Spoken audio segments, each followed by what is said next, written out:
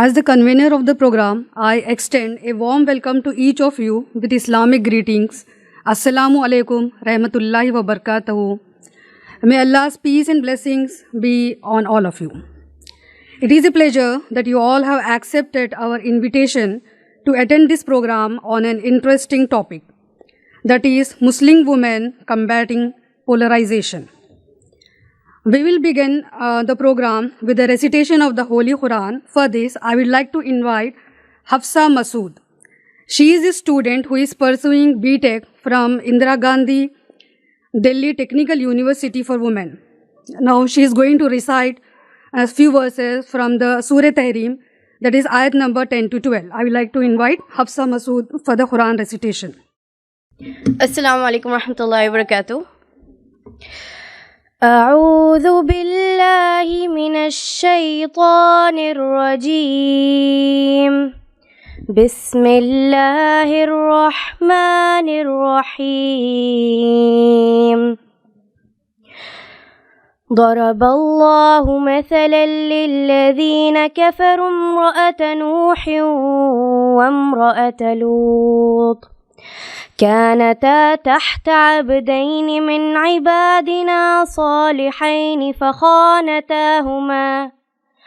فخانتاهما فلم يغنيا عنهما من الله شيئا وقيل ادخلا النار مع الداخلين وضرب الله مثلا للذين آمنوا امرأة فرعون إذ قالت رب ابني لي عندك بيتا في الجنة ونجني من فرعون وعمله ونجني من القوم الظالمين ومريم ابنة عمران التي أحصنت فرجها فنفخنا فيه من روحنا وصدقت بكلمات ربها وكتبه وكانت من القانتين.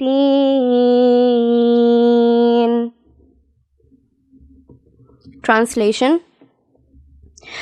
Allah presents an example of those who disbelieved. The wife of Nuh alayhi salam and the wife of Lut alayhi salam. They were under two of our righteous servants, but betrayed them. So they, that is those prophets, did not avail them from Allah at all. And it was said, enter the fire with those who enter. And Allah presents an example of those who believed. The wife of Pharaoh, when she said, my Lord, build for me near you a house in paradise, and save me from Pharaoh and his deeds, and save me from the wrongdoing people. And the example of Maryam alayhi salam, the daughter of Imran, who guarded her chastity. So we blew into her garment through our angel, that is Jibreel alayhi salam, and she believed in the words of her Lord and his scriptures, and was of the devoutly obedient. Jazakallah khairan. Jazakallah Hafsa for such a beautiful recitation. Now we will continue with the program. I would like to invite Uzma Awsaf Saiba for the welcome address. She has started her career as a journalist with the Times of India, New Delhi. She has authored a children's book called as Muhammad, the Last Prophet.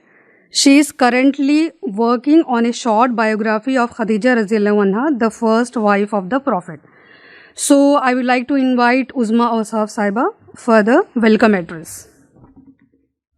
I welcome you all in the chilly morning of Saturday, December. In today's charged times, it takes guts to stand up, to speak the truth, more so when you are a woman. And on top of that, if you are a Muslim woman who dares to fight for Muslims' place under the sun. The soft-spoken Bushra Khanum keeps a low profile but showed nerves of steel and rare spine in hosting a show, Aapki Baat on Zee Salam. On the show, Bushra countered the negative propaganda against Muslims and minorities and highlighted their positive roles in nation building. It was probably too much for the channel. The show was discontinued and Bushra quit her job. Since then, Bushra Khanum Saiba has been a strong presence in the field of digital journalism and is today a consulting editor with DB Live, where she moderates a daily political debate. Born in Aligarh, schooled in Khurja, Bushra Khanum's story is an inspiration for thousands of young girls of not only getting into journalism but also carving out their own niche. Not only has Bushra Khanum worked with Zee Salam, ETV Urdu, Doordarshan and Network 18, but done so on her own terms and conditions. In short, she is the ideal person to talk to of Muslim women combating polarization. Over to Bushra. Assalamu alaikum everyone. I really do not know whether I deserve such wonderful, encouraging, brave words, which just Uzma Saiba just said for me, but I am certainly overwhelmed by her words, and these words give me courage and encourage me to even work further towards the cause. So it gives me immense pleasure, great pleasure to be here with this morning, and I consider it as an honor to be invited and share my views in front of this august gathering of you all, amazing women from Muslim community. When I got a call from Ms. Uzma or Saf regarding this event, more than anything, it was the subject itself which compelled me to say yes on the topic Muslim women combating polarization or fighting polarization. Is one close to my heart and one I can relate to being a journalist who has closely followed and covered polarization and related events in last few years. Even before I formally introduce myself, I would like to thank the organizers for planning this important event. It's need of the hour. A step, I think, taken in absolutely right direction. Though Uzma Saiba has already given a brief about me, but I just thought that, I would tell you about myself. You know my name now. My name is Bushra Khanum. I am a journalist with almost experience of 20 years. I started very young when I was in class 12, so don't judge my age. So it's been almost 20 years that I am working in this field. I have seen all ups and downs, and when I started, there were no 24 hours news channels. There were very few channels who were producing programs and giving news. And it was a very big challenge for me then to start my career. But I went forward and saw all the challenges. So I've spent major part of my career working with television industry, anchoring, reporting, and producing programs in channels like Doordarshan, ETV, Network 18, Zee Media. So these were the channels I have worked with. After quitting my last job, which was with mainstream media, that was Zee Salam, I had been working with digital platforms, and currently I am consulting editor with DB Live, which is a popular political news YouTube channel. You can all watch my program there if you wish to. I do a daily program with them on political issues.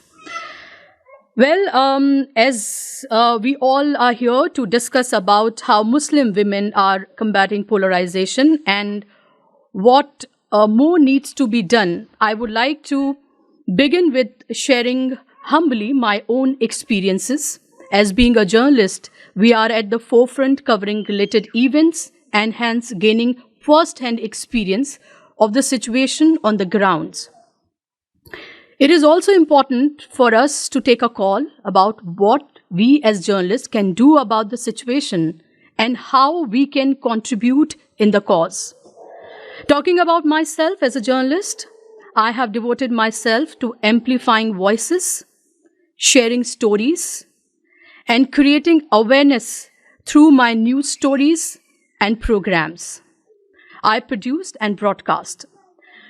Moving forward, while I would like to share important and relevant personal experiences related to the subject, I want to say this loud, that our approach as you and me and all the Muslim community women should be one of positivity, hope, courage, and certainly not of hopelessness and fear. We should not be hopeless because our religion does not teach us that. And I want to just, give my example here, as in, it's very, very difficult when you're covering those stories where you are the story. As a Muslim woman, when you are narrating your own story, and, you have to make a balance also, so that you don't sound like you are from a particular community because they tag you with that, but also saying everything which needs to be said. So, sometimes it feels like you're reporting and telling and narrating your own end.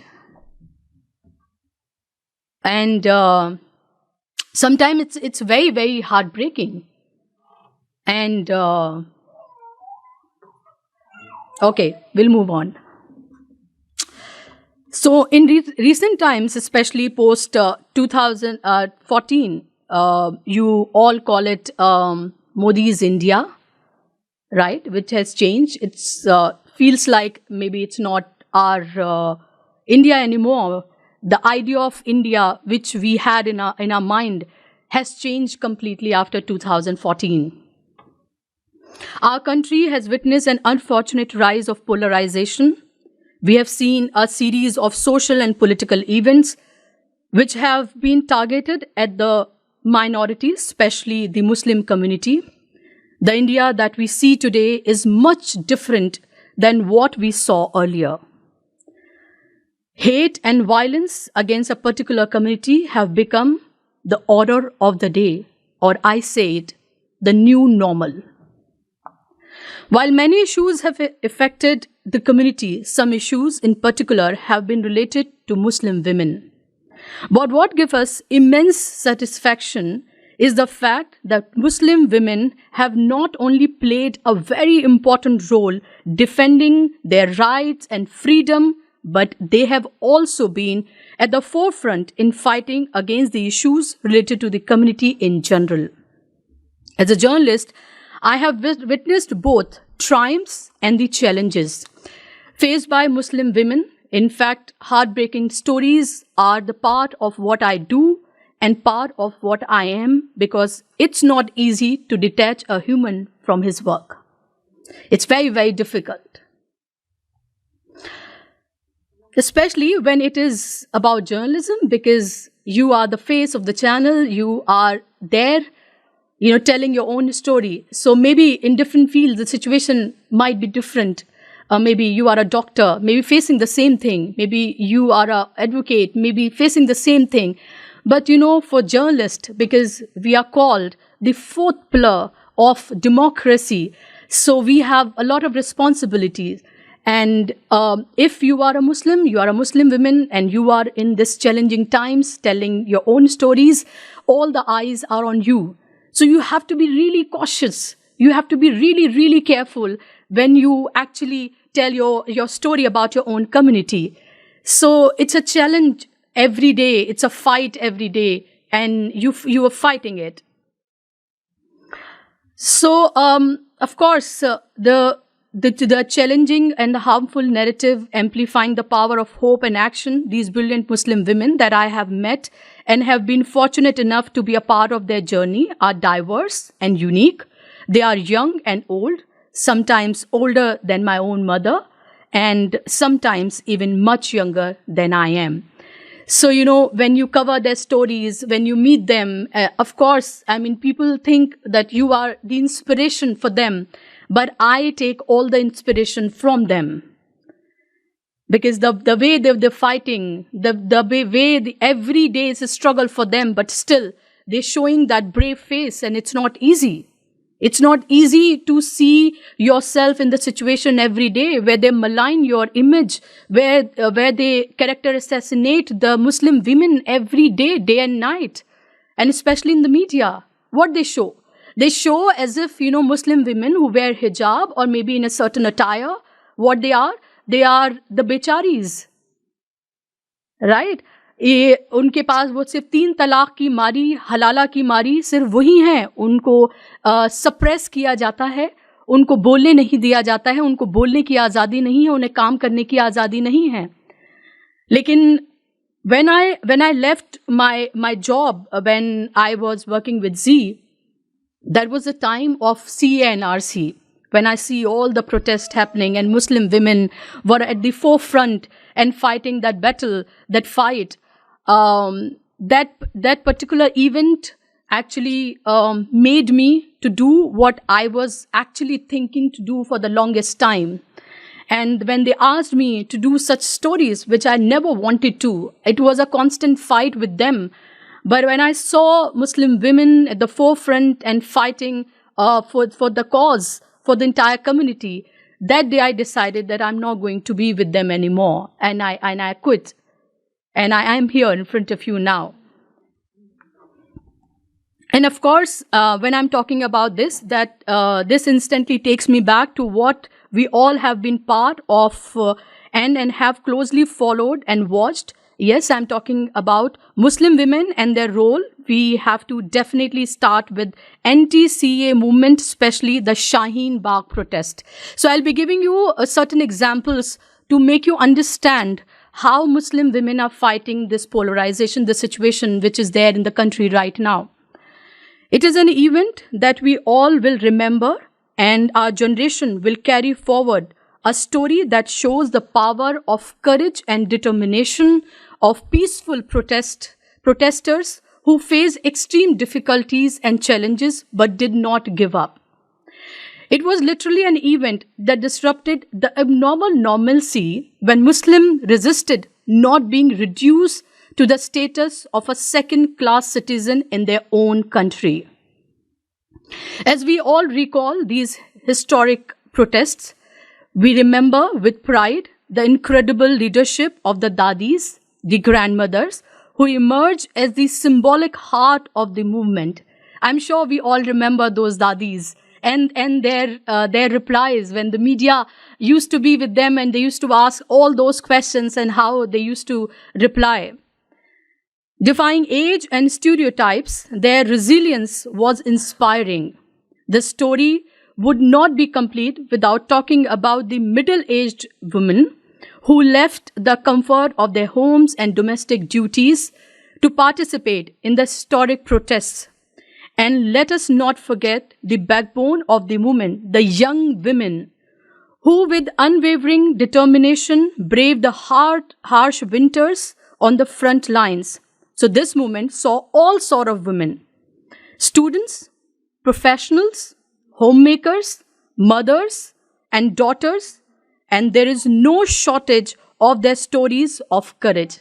I'm sure we all remember that. I'm sure we all know what we saw in Shaheen Bagh and how we saw all aged women were there, how they left their comfort. They were not out in such protest, but they thought that it's the situation for them for do and die, and they have to be out and they have to raise their voices when their image, their own identity is at question, at risk. So of course they had to take that step and they had to come out from their comfort, and they fought that fight peacefully. And then we must mention about those who have made big sacrifices, those who had to go to jail and suffer at the hands of an unjust system. Individuals like Gulfisha continues to be in jail till date. And what she is facing tells us about the injustice the community may face when even courts fail to provide you relief. These stories inspire us, and she's not an isolated case. She's a symbol of the sacrifices made for a cause that goes beyond individual interests. And here I want to highlight one thing that has often been ignored in the conversation. Muslim women in the protest against the Citizenship Amendment Act, that is CAA, in India, in Shaheen Bagh, all across the country, one just trying to show something for the sake of it. They didn't go out to break the stereotypes as a show. Their presence was about their conviction in the belief that they have to defend their rights.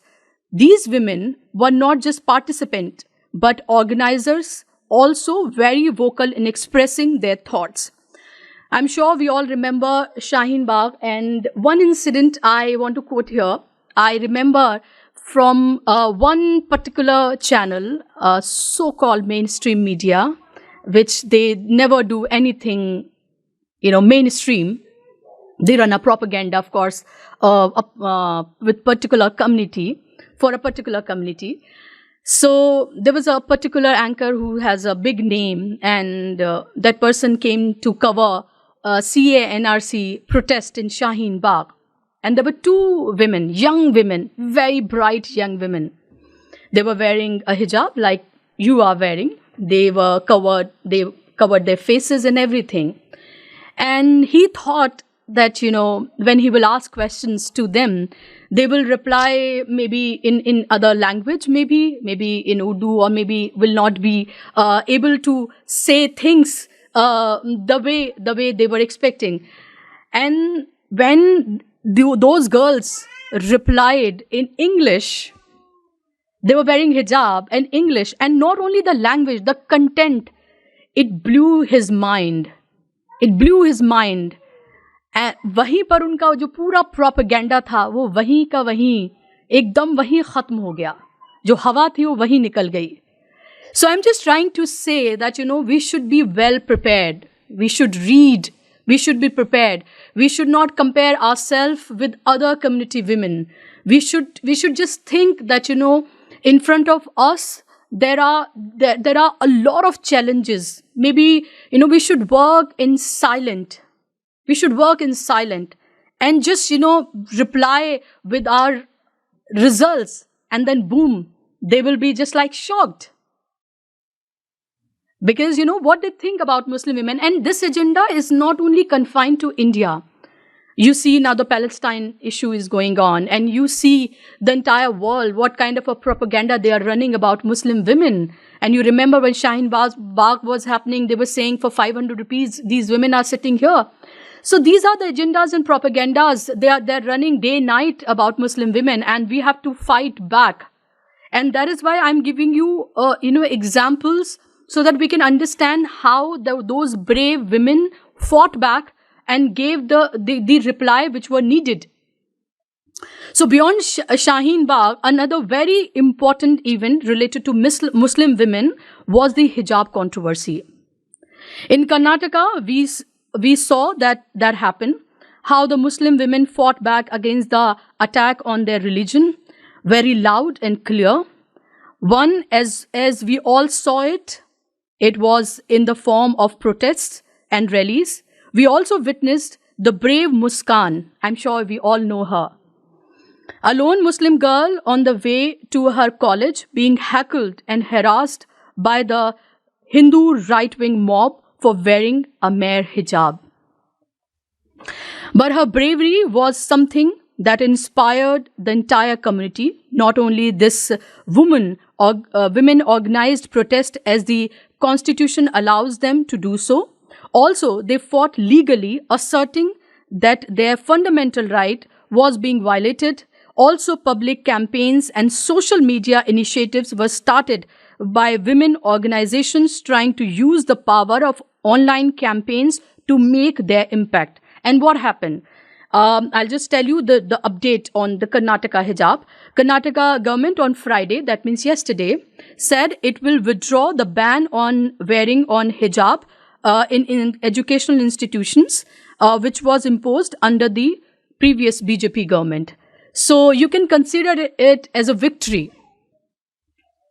If Muslim women wouldn't have fought and wouldn't have, resisted and wouldn't have done those protests and rallies, this wouldn't have happened.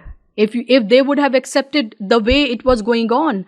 So that shows that, we have to show the brave face, and we have to really fight for our cause, for our rights under the laws which are given by our constitution.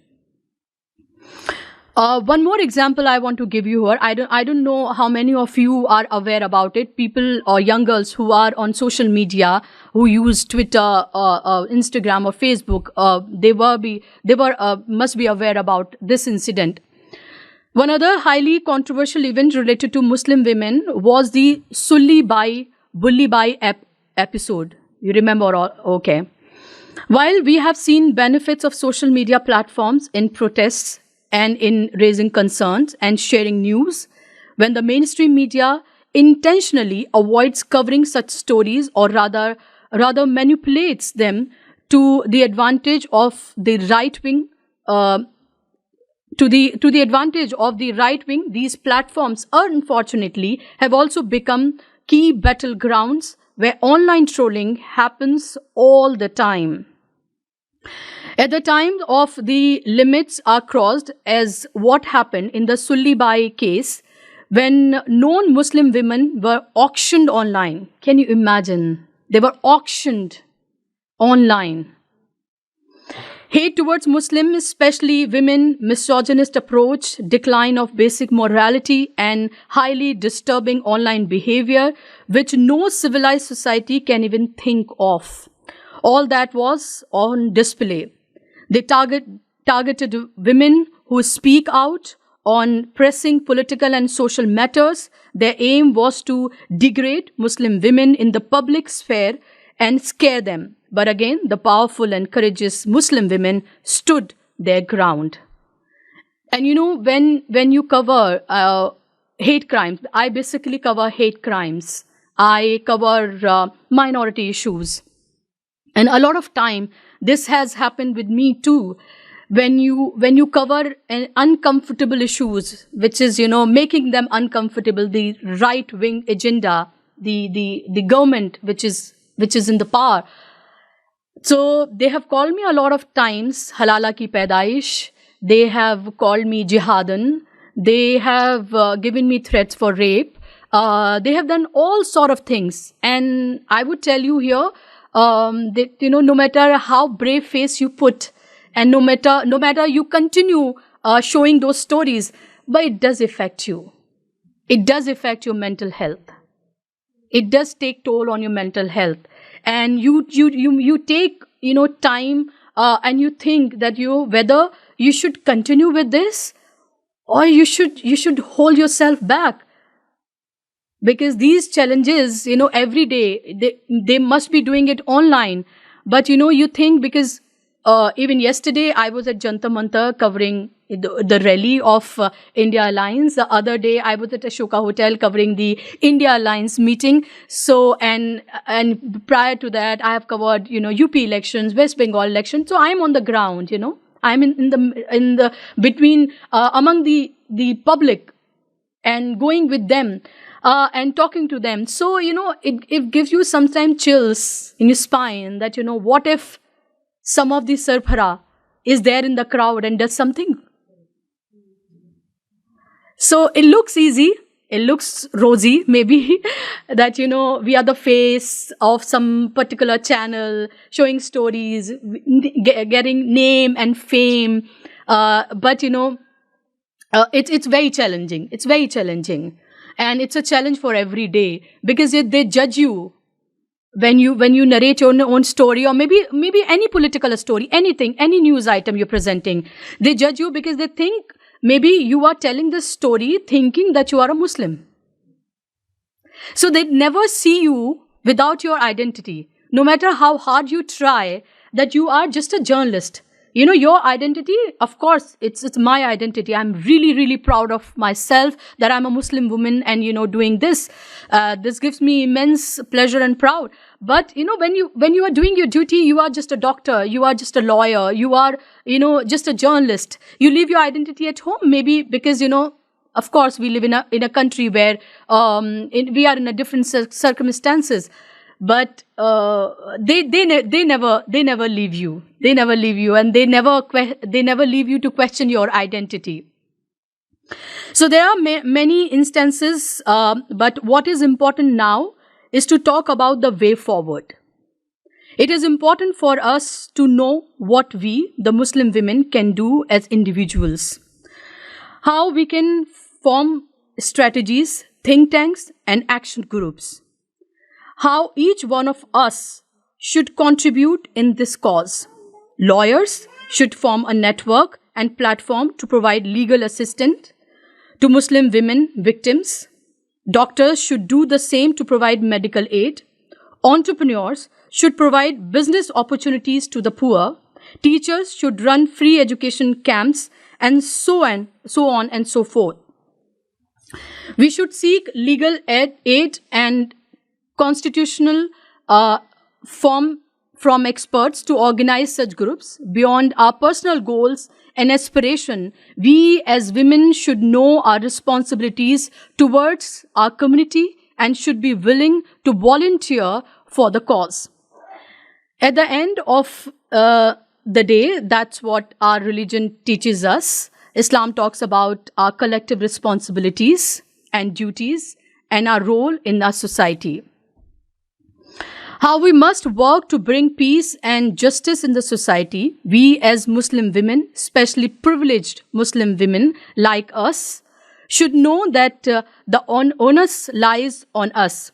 We should be willing to come forward dedicatedly, creating awareness about this approach and developing that passion can be the first step. How we can move further can all be planned once we have enough people with that thought and determination. Let's think positively and act positively. And here I want to quote few more names here when we are talking about how Muslim women are, fighting polarization. I'm sure we all know Bilqis Bano. I'm sure we all know Zakia Jafri. I'm sure we all know Najib's mother, Fatima. We all know how, these women have fought. Maybe the result is not maybe positive. Maybe result is not desirable. But what important is that at least these women fought. These women fought for their rights. And at least those culprits was sent to jail, at least in Bilqis Bano's case. Now they are out, of course, on bail. So that shows that how, courts are running these days. So I'm sure I have given you enough examples, my examples and other examples, and would be enough for today. So with this, I would like to conclude my talk. I want to once again thank the organizers for this wonderful initiative. I want to thank you all for your patience.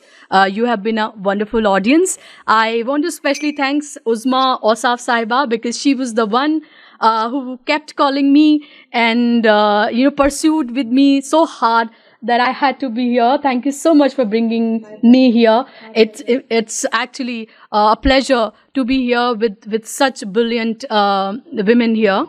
So let all the stories we hear inspire us. Let us all try to have similar courage, determination, willpower, and passion.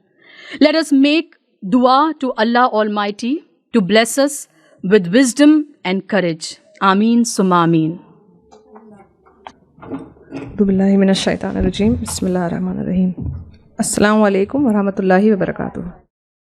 First of all, I would like to extend my gratitude to our speaker today.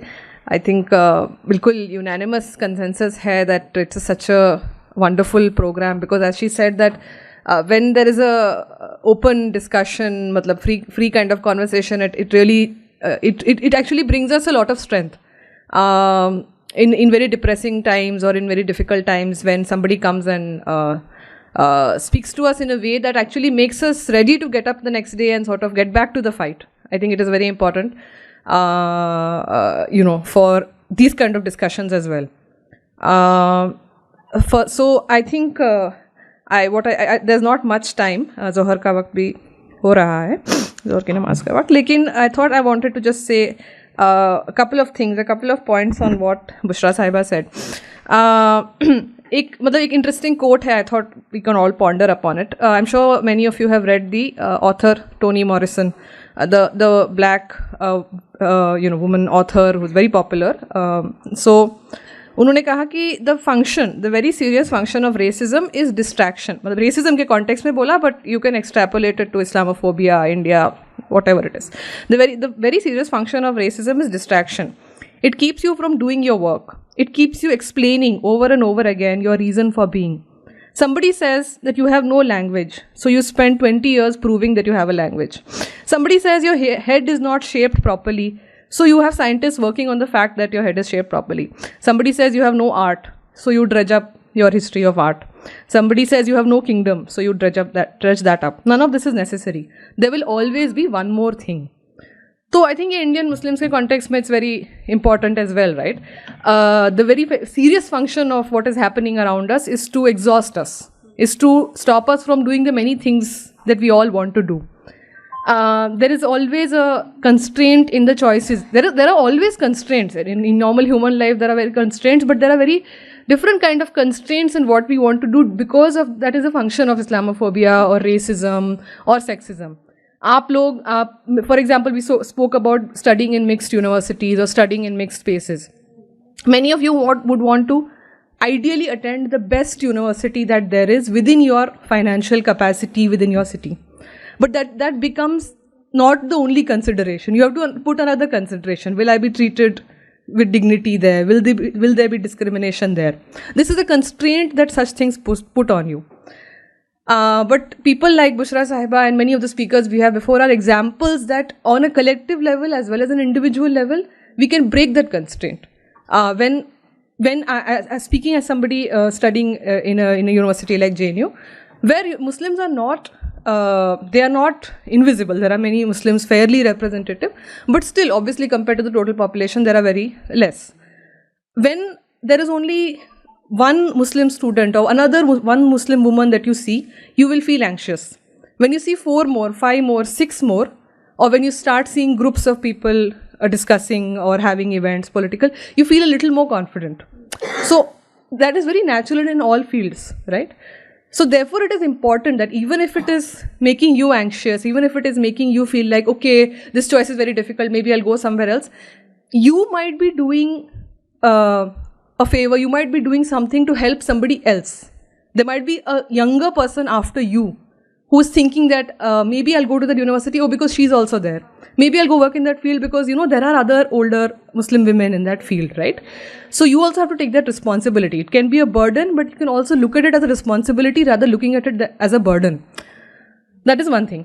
The other thing, very good, important point that Bushra Sahiba also brought up, is the tropes of good Muslim, bad Muslim. We have all heard about it, right? When she said that her neighbor said ki aap logo mein bhi achhe log hain. It is not a compliment. We all know that it is not a compliment to us. It is an insult to somebody else, right? We all know that. And breaking that is very important. So when we are complimented for certain things, we should always interrogate who is being insulted in that process. And that is another thing that we should all remember.